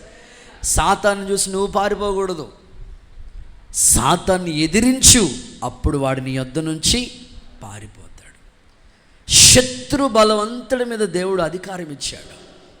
ఒకసారి మేము అక్క నేను ప్రార్థన చేసుకుంటున్నాం, చాలా భారంగా ఏడ్చి అడుగుతున్నాం. అప్పుడు చాలా ఏడుపు వచ్చేసింది, చాలా కన్నీళ్లతో అడుగుతూ ఉన్నాం. అప్పుడు ఒక ధైర్యాన్ని ఇచ్చే మాట అంటే సేవను గురించి ఒక ప్రవచన, ఒక ప్రాఫిట్ దేవుడు తెలియచేశాడు. శత్రు బలవంతుడి మీద నీకు అధికారం ఇచ్చి ఉన్నాను అని చెప్పాడు. ప్రస్తుతం చాలామంది శత్రు చేతులకు వెళ్ళిపోతున్నారు. ఇప్పుడు దేవుడు మనకి ఇచ్చిన అధికారం ఏమిటంటే శత్రు చేతిలో ఉన్న వాళ్ళని విడిపించి దేవుని మందిరంలో వాళ్ళని సాక్షులుగా నిలబెట్టాలి. ఇలాగ దేవుని పని చేద్దాం. అట్టి కృప దేవుడు మనకి దయచేయనుగాక. కొంచెంలో నమ్మకంగా ఉన్నావా, అనేకమైన వాటి మీద దేవుడు నియమిస్తాడు. ఓకే, చివరి మాట, ఆఖరి మాట చెప్పి ప్రభు సంధిలో ముందుకెళ్దాం. మనం అపోస్తుల కార్యాల గ్రంథం 9వ అధ్యాయం 17వ వాక్యం చదువుకుందాం. త్వరగా వచ్చేసేయాలి, వాక్యం దగ్గరికి వచ్చేసేయండి. అపోస్తుల కార్యములు 9:17. అననీయ వెళ్ళి ఆ ఇంట ప్రవేశించి అతని మీద చేతులుంచి, సౌలా సహోదరుడా, మార్గములో నీకు కనబడిన ప్రభువైన యేసు క్రీస్తు నీవు దృష్టి పొంది పరిశుద్ధాత్మతో నింపబడినట్లు. చాలు, రైట్. ఆఖరిగా 5వ మాట, ఆయన కనపడిన ఉద్దేశం ఎందుకు అంటే పరిశుద్ధాత్మతో నింపుతాడు. సౌలు పౌలుగా మారిన తర్వాత అననీయ అనే ఇంటికి వెళ్ళమని చెప్పాడు. వెళ్ళాడు, బాప్తిస్మ ఇచ్చాడు. బాప్తిస్మ ఇచ్చిన తర్వాత అక్కడ మాట్లాడు, నీకు మార్గంలో కనబడిన దేవుడు నిన్ను ఆత్మతో అభిషేకించి. చాలామంది బిడలు పరిశుద్ధాత్మ నింపుదల కోసం కనిపెడుతూ ఈ ఉపవాస ప్రార్థనలు అడుగుతూ వచ్చారు. ఇప్పటికీ అనేకుల్ని దేవుడు నింపాడు. నా ప్రార్థన ఈ రాత్రి కూడా అనేకులకి ఆ అభిషేక తాకిడి యేసు నామంలో వారు పొందుదురుగాక. సో తప్పకుండా అభిషేకం మిమ్మల్ని నిలబెడుతుందండి. ఒక వ్యక్తి లోకంలో పాపంలో పడిపోకుండా ఆ వ్యక్తిని నిలబెట్టేది ఇంద్రియ నిగ్రహం గల ఆత్మనిచ్చాను అని ప్రభు అంటాడు. నిన్ను ప్రభువులో నిలబెట్టేది, ఒకప్పుడు పేతురు చూడండి, దుడుకు పేతురు, ఉరికేస్తూ ఉండేవాడు, బొంకేస్తూ ఉండేవాడు. అలాంటి వాడు అభిషేకించబడిన తర్వాత దేవుని కోసం ఎంత అద్భుతంగా నిలబడ్డాడండి. ఈరోజు మనం కోరుకుందాం, ఎంతమంది అయితే అభిషేకం కోసం అడుగుతున్నారో వారిని ఖచ్చితంగా దర్శిస్తాడు. వారి మీద దేవుని ఆత్మ నింపుదల. అదే కదా పెంతుకొస్తు పండుగ దిన మేడగదిలో 120 మంది కనిపెట్టి ప్రార్థించినప్పుడు అభిషేకించిన దేవుడు. తప్పకుండా ఆత్మ దేవుడు మిమ్మల్ని బలపరుచునుగాక. ఎందుకండి పరిశుద్ధాత్మ అంటే సర్వ సత్యంలోకి నేను నడిపిస్తాడు. సత్యము ఖచ్చితంగా మనకు తెలుసు, సర్వసత్యం పరలోకం, ఆ రాజ్యానికి వెళ్ళటానికి దేవుడే నిన్ను చక్కని దారిలో నడిపిస్తూ ఉంటాడు. అలాంటి కృప కోసం కనిపెట్టు. ఖచ్చితంగా కనబడిన దేవుడు ఈ 5 కార్యాలు నీ ఎడల యేసు నామంలో జరిగించునుగాక. చివరి ప్రశ్న, మరి ఎవరికి కనబడతాడు దేవుడు? ఈ ఒక్క మాట ఒకే రిఫరెన్స్ ఇచ్చేసి అందులో 4 మాటలు ఉంటాయి ఒక్క రిఫరెన్స్లోనే, అది చెప్పేసి ప్రార్థన చేస్తాను. చూడండి, లేవియకాండం మనం చదువుకున్న మూలవాక్యాలకు వచ్చేయండి. లేవియకాండం 9వ అధ్యాయం 4వ వాక్య భాగాన్ని చదువు. 3-4 వాక్యాలు కూడా చదువుదామా ఒకసారి. మరియు నీవు ఇశ్రాయేలీయులతో మీరు యెహోవా సన్నిధిని బలి అర్పించినట్లు పాప పరిహారార్థ బలిగా నిర్దోషమైన మేకపిల్లను, దహన బలిగా నిర్దోషమైన ఏడాది దూడను, గొర్రె పిల్లను, సమాధాన బలిగా కోడెను, పొట్టేళ్లను, నూనె కలిపిన దాన్ని నైవేద్యం తీసుకొని రండి. నేడు యెహోవా మీకు కనబడని చెప్పాను. ఓకే, 3-4 వచనాల్లో 4 మాటలు ఉన్నాయి. అందులో ఏబిసి అని చెప్తాను మీకు. ఏ, పాప పరిహారార్థ బలి అనండి ఒకసారి మీ నోటితో. అంటే సింపుల్గా చెప్పాలంటే పాప క్షమాపణ. నీ పాపాలు క్షమించబడితే, బైబిల్ ఎలా రాస్తుంది కదా, హృదయ శుద్ధి గల వారు ధన్యులు, వారు దేవుణ్ణి చూస్తారు అని. యెషయా అపవిత్రమైన పెదవులతో ఉన్నప్పుడు ఒక అగ్ని అతని తాకినప్పుడు ఆయన పెదవులకి ప్రాయశ్చిత్తం వచ్చేసింది, పాపాలకి ప్రాయశ్చిత్తం వచ్చేసింది. నీకు దేవుడు కనబడాలంటే ఖచ్చితంగా పాప పరిహారార్థ బలి అంటే పాపాలు క్షమించబడాలి. బి, దహన బలి అనండి ఒకసారి మీ నోటితో, కొంచెం గట్టిగా చెప్పాలి. దహన బలి. దహన బలి అంటే ఏదైనా ఒక దహన బలి తీసుకొచ్చి ఆ బలిపీఠం మీద ఒక మాంసాన్ని తీసుకొచ్చి అర్పిస్తే అది బూడిదైపోవాలన్నమాట. అంటే సింపుల్గా చెప్పాలంటే దహన బలి ఈక్వల్ టు సమర్పణ అనండి ఒకసారి. అది కావాలి, అప్పుడు దేవుడు ప్రత్యక్షత నీకు వస్తుంది. సమర్పణ రెండు విధాలుగా ఉంటుంది. అంటే అంతరంగ సమర్పణ, బాహ్య సమర్పణ. అంతరంగంలో ఫస్ట్ సమర్పణ ఎక్కడ రావాలంటే అంతరంగంలో రావాలి. నేను చూడను, ఇలా చేయను, ఇలా ఉండను, ఒక డెడికేషన్ నీకు. బాహ్యపరంగా కూడా రావాలి. బాహ్యపరంగా తప్పకుండా మన వస్త్రాలు, తర్వాత మన అలంకరణ, సో వీటిల్లో నీకు సమర్పణ రావాలి. అప్పుడు ఖచ్చితంగా దేవుడు నీకు కనబడతాడు. సమర్పణ రాకుండా దేవుడు నాకు కనబడలేదని వాదిస్తే నేను దానికి ఏం చేయగలను? ఖచ్చితంగా నీలో దహన బలి అంటే పూర్తిగా బూడిదైపోవటం, ఇంకేం ఉండదు అక్కడ. సజీవ యాగంగా సమర్పించుకోమన్నాడు. అందుకే అంతరంగంలో సమర్పణ ఉండాలి, బాహ్యంగా కూడా మన వస్త్రధారణ, అలంకరణ అన్నిటిలో ఒక డెడికేషన్ నీకు రావాలి. సి, సమాధాన బలి అంటే సమాధానానికి గుర్తు. దేవుని సన్నిధిలో నీకంటూ ఎవరు శత్రువులు ఉండకూడదు, అందరితో సమాధానంగా ఉండాలి. సమాధానాలు పడేవారు ధన్యులు, వారు దేవుని కుమారులు అనబడుదురు అని రాశాడు ప్రభు. సో చివరి మాట నైవేద్యం అనండి. నైవేద్యం అంటే ప్రార్థన జీవితానికి గుర్తు. ఎలా చెప్పగలుగుతారు మీరు? ధూపం వేయుట నేను ప్రార్థన వలెను, సాయంకాల నైవేద్యము అంటే నైవేద్యం అంటే ఇది ప్రార్థన జీవితానికి గుర్తు. తప్పకుండా ఈ క్రమం ఎలాగైతే మీరు ప్రతిరోజు ఈ 40 డేస్లో ప్రేయర్ చేశారో సేమ్ ఇదే టైం టేబుల్ మీ ఇంట్లో ఇలాంటి ప్రార్థనలు జరగాలి. దేవుడు ఖచ్చితంగా మీకు ఆయన దర్శనమిస్తాడు, కనబడతాడు. కనబడిన దేవుడు ఏం చేస్తాడో 5 మాటలు చెప్పాను, ముగించుకుందాం. చెప్పండి, కనబడిన దేవుడు ఏం చేస్తాడు? ఫస్ట్ వన్, ఆశీర్వదిస్తాడు. సెకండ్ వన్, పరిచారకుడిగా సాక్షిగా నిలబెడతాడు. మూడవది, సమాధానాన్ని కలుగు చేస్తాడు. 4, అధికారిగా నియమిస్తాడు. 5వది, పరిశుద్ధాత్మతో నింపుతాడు. ఎవరికి కనబడతాడో కూడా చెప్పాను మీకు. ఆ మాటలు విన్నారు, అలాగ పాటించండి. దేవుని ప్రత్యక్షత మీకు కలుగునుగాక. అందరూ